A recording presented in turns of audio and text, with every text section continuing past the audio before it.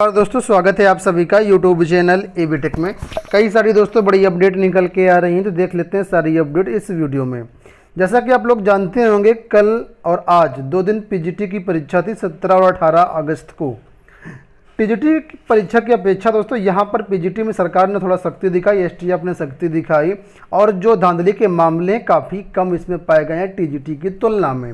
लेकिन फिर भी कहीं ना कहीं धांधली तो होती है, लोग प्रयास तो करते ही हैं। ठीक है, तो आज भी देखिए यहाँ पर लिखा हुआ है कि पकड़े गए सर्वर ब्लूटूथ फर्जी आधार भी यहाँ पर बरामद किए गए हैं। तो यहाँ पर आप लोग देख सकते हैं, टाइम्स ऑफ इंडिया की अपडेट है, लिखा है 2 paper servers caught writing PGT exam for examinees. तो बिजनौर जिले की अपडेट है, दूसरे के स्थान पर परीक्षा देते हरियाणा के 2 जो सर्वर हैं वो यहाँ पर पकड़े गए हैं। ठीक है, और इनके पास से जो है ब्लूटूथ, फर्जी एडमिट कार्ड और फेक आधार कार्ड, डिवाइसेस, ब्लूटूथ, ये सारी चीज़ें बरामद की गई हैं। लेकिन फिर भी अच्छी बात ये रही कि इनको जो है वो चेकिंग के दौरान ही पकड़ लिया गया। ठीक है, तो ये अपडेट हो गई पीजीटी एग्ज़ाम को लेकर के। चयन बोर्ड ने और एसटीएफ ने, गवर्नमेंट ने थोड़ा सख्ती दिखाई, इस वजह से पीजीटी जो परीक्षा काफ़ी जो है अच्छी तरीके से हो पाई। इसी तरीके से जो अगर टीजीटी भर्ती परीक्षा भी करवाई जाती, तो जो इस तरीके से धांधली के आरोप लग रहे हैं, जो टीजीटी परीक्षा में बहुत सारे फर्जी जो है पकड़े गए, और भी बहुत सारी चीज़ें हुई, आप सोशल मीडिया के माध्यम से सब कुछ जानते ही हैं, वो थोड़ा सा कम हो जाती। आज लगभग देखा जाए तो मुझे लगता है 11 से 12 विषयों की परीक्षा थी। तो कई सारे विषयों के पेपर जो हमारे टेलीग्राम चैनल पर उपलब्ध हैं, अगर आपको चाहिए तो आप लोग डाउनलोड कर सकते हैं। डिस्क्रिप्शन बॉक्स में टेलीग्राम चैनल का लिंक दिया गया है। और अगर आप कोई पेपर वगैरह शेयर भी करना चाहते हैं तो आप लोग ज्वाइन कर लीजिएगा और शेयर कर दीजिएगा। ठीक है, और सारे पेपर्स आपको एक ही जगह बहुत जल्द उपलब्ध करवा दिए जाएंगे, ताकि आप लोग सारे पेपर जो डाउनलोड कर पाएँ।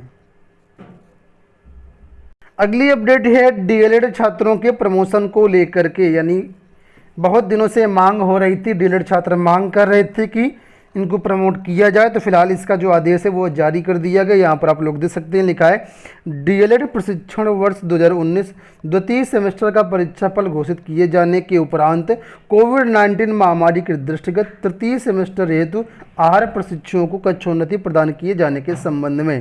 देखिए यहाँ पर लिखा हुआ है कि इस संदर्भ में मुझे ये कहने का निर्देश हुआ है कि शासन द्वारा सम्यक विचारोपरांत डीएलएड 2019 द्वितीय सेमेस्टर, तृतीय सेमेस्टर एवं चतुर्थ सेमेस्टर की परीक्षा के संबंध में निम्नलिखित निर्णय लिया गया है। अब क्या क्या निर्णय लिया गया वो आप देखिए। पहली बात तो यहाँ पर इन्होंने लिखा है कि प्रशिक्षण वर्ष 2019 द्वितीय सेमेस्टर की परीक्षा में उत्तीर्ण प्रशिक्षुओं को तृतीय सेमेस्टर में कक्षोन्नति प्रदान किया जाए, यानी द्वितीय सेमेस्टर में जो छात्र थे उनको तृतीय सेमेस्टर में प्रोन्नत कर दिया जाए, पहली बात।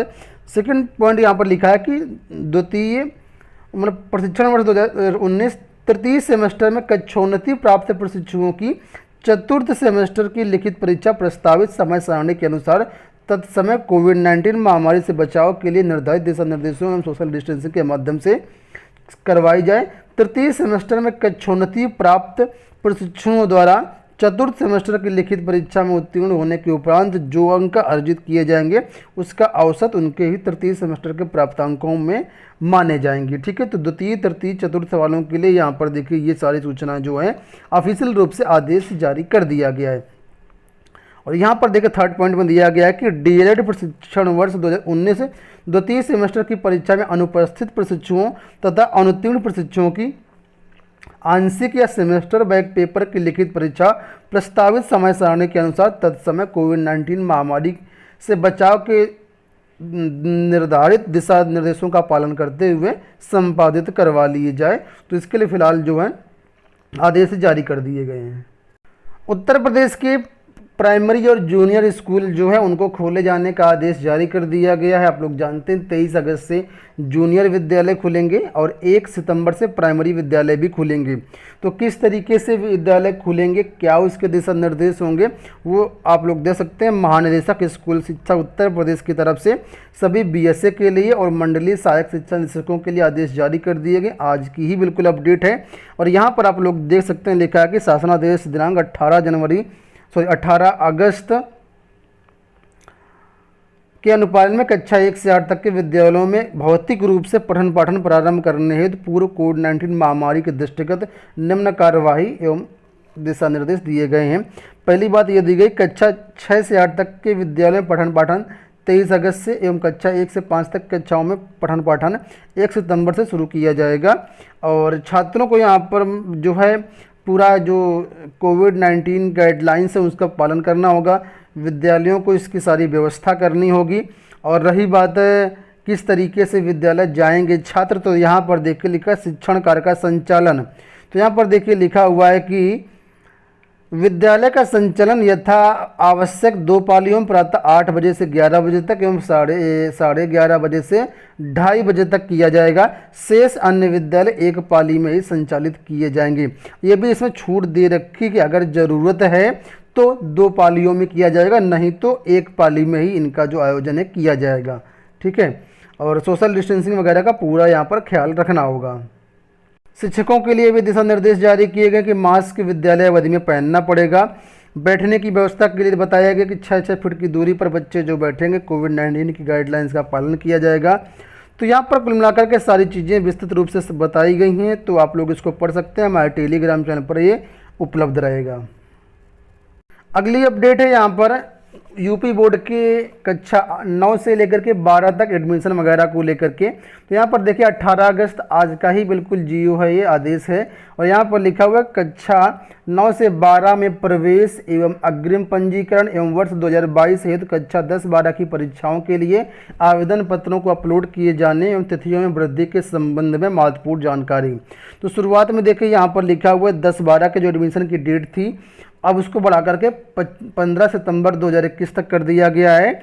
और इसी तरीके से अगर हम बात करें 9वीं वगैरह के बारे में, तो 9वीं के बारे में भी देखिए यहाँ पर लिखा हुआ है कक्षा 9-11 में पंजीकरण एवं एडमिशन की जो डेट है, तो प्रवेश की जो डेट है वो 5 अगस्त से बढ़ा करके 15 सितंबर तक कर दी गई है। ठीक है,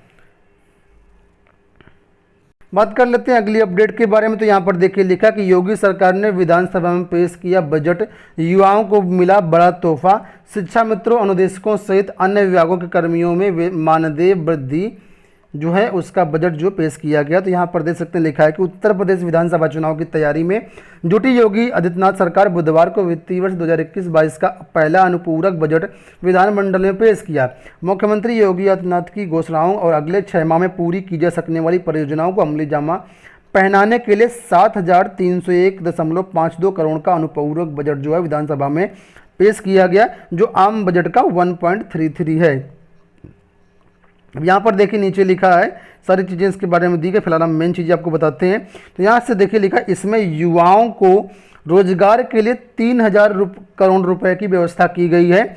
और यहाँ से देखिए राजधानी में अंबेडकर स्मारक तथा सांस्कृतिक केंद्र का निर्माण, आंगनवाड़ी, आशा वर्कर और चौकीदारों के मानदेय में वृद्धि, ये सब चीज़ें यहाँ पर जो हैं की गई हैं। तो आप लोग जानते हैं चुनाव आने वाले हैं, तो सरकार अब सबके लिए थोड़ा ध्यान देगी। शिक्षा मित्रों को, आंगनवाड़ी कार्यकर्ताओं को, आशा वर्कर को, चौकीदारों को, इन सब का जो मानदेय बढ़ाने के लिए जो बजट है वो यहाँ पर डाल दिया गया है।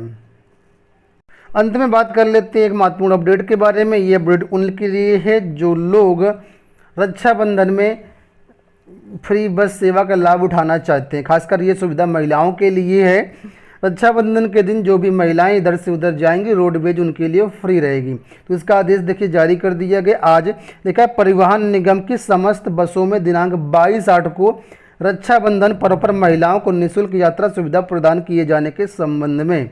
तो कुल मिलाकर जितने भी महिलाएं हैं उनको 21 अगस्त रात 12 बजे से 22 अगस्त रात्रि 12 बजे तक, यानी 24 घंटे के लिए जो परिवहन सेवा है यानी बस सेवा है रोडवेज की, वो फ्री रहेगी। तो ये हो गई दोस्तों आज की सारी अपडेट। आशा करते हैं वीडियो पसंद आया होगा। इस वीडियो में इतना ही, धन्यवाद।